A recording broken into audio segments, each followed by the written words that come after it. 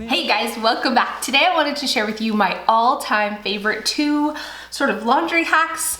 I guess you could call them my laundry cleaning hacks.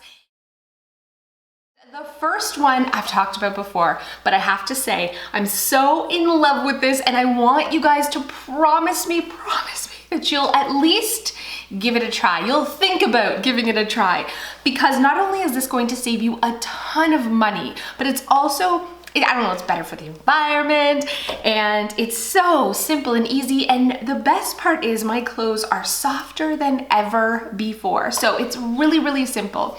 I used to use those like dryer sheets because let's be honest, I was too lazy to remember to put fabric softener in. And even when I did, I found that the clothes weren't as soft as when I used dryer sheets. But those little loose dryer sheets everywhere, they drove me crazy. And I always had left them in the bottom of the laundry baskets until they collected and multiplied. And I had like an overflowing pile of dryer sheets. So now I make my own dryer sheets. So what you do is you take 1 cup of fabric softener. You can have it be the non-toxic, scent-free kind. You don't have to use this kind. This is just the one that I already had, so this is the one I used. So it's 1 cup of your favorite fabric softener and 6 cups of water. And the trick is you just soak some sponges. So I just cut dollar store sponges in half and I plop them in, you guys. I soak them in there.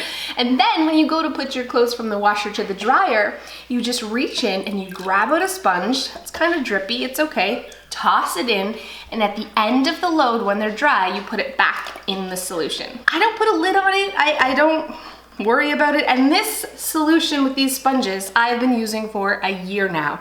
It's officially been 1 year, and I've used not even a whole jug of fabric softener.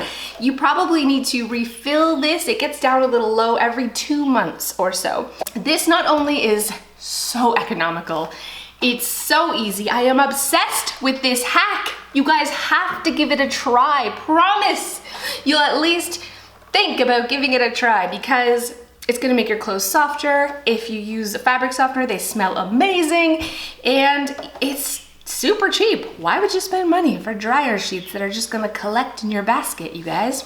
Make your own today. My next hack is making DIY laundry cubey tabby things, pods. They're called pods, laundry pods. And while I do, if you've watched my videos before, you know that I've made homemade laundry detergent, but it was like the powder kind with the scoop.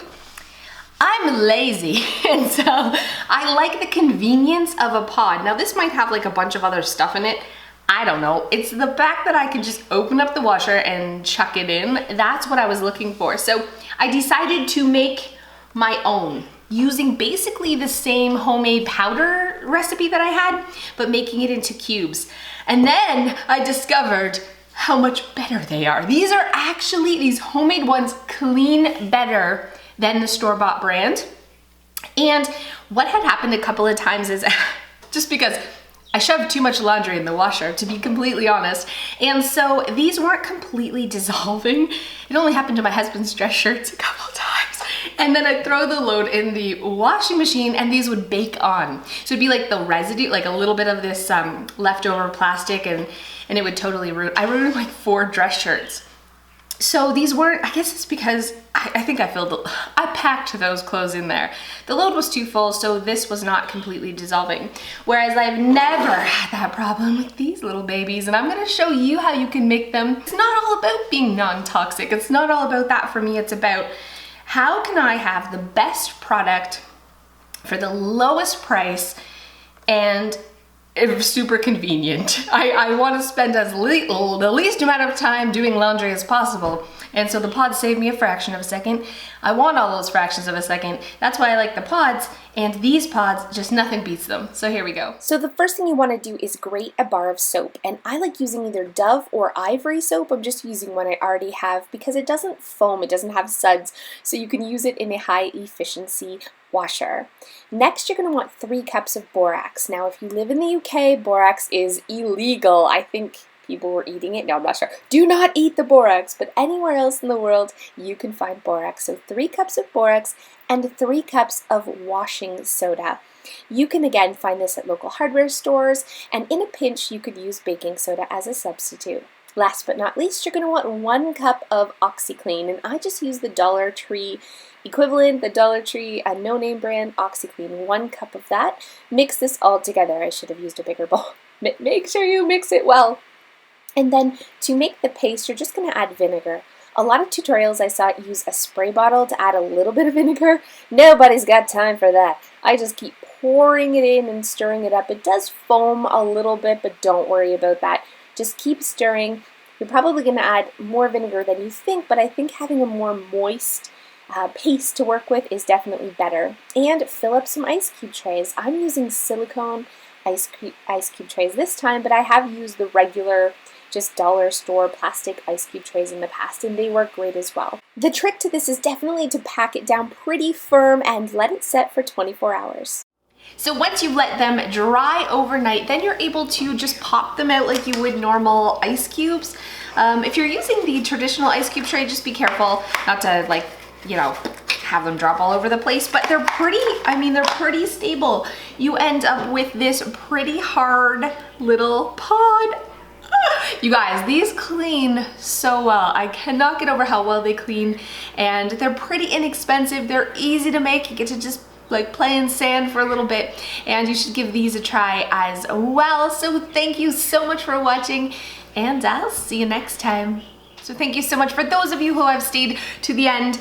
I'm defunked. I'm getting out of my funk. And you know what's getting out of my funk is like these new projects that we're doing in the house. I like to decorate, and I like to decorate with a very small budget because I wish I had more, everyone wishes they had more money, but it's more challenging when you don't have money to spend. And my husband is super, don't want to say cheap, I want to say frugal.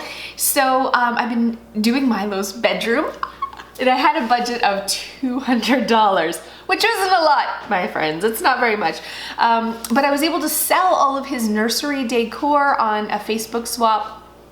Everything sold within 2 days, and I made enough money to completely do the makeover of his room for free.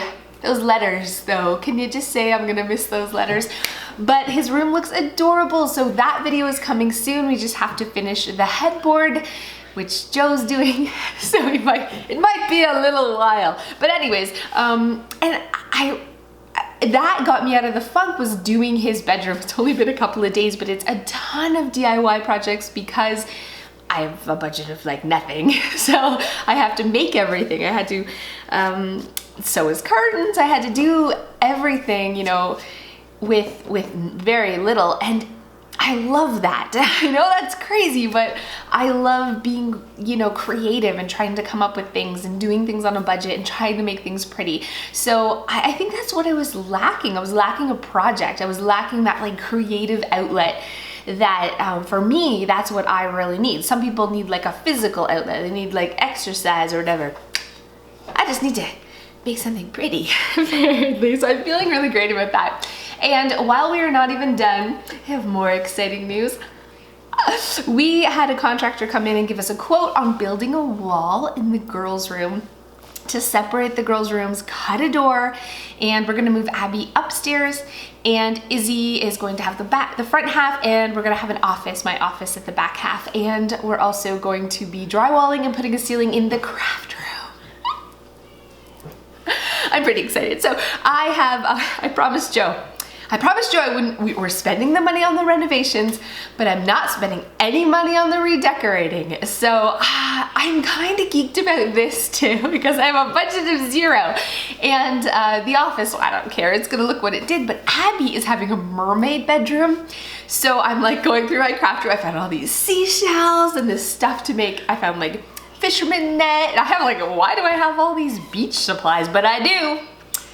And I'm gonna be crafting my butt off. So I'm so excited about her mermaid room. Again, like I promised you I wouldn't spend any money, so it's a budget of $0. And I'm pretty excited because Milo's room's turned out great, and I'm selling Izzy's bunk bed. And hopefully I'll get enough money for that, not only to buy her a new bed, but have a little bit left over for something awesome in there. So Yeah, I'm feeling really excited. And we start on the 23rd of May, the demo begins. So stay tuned for that. And hopefully before then I will show you Milo's superhero bedroom with all my projects.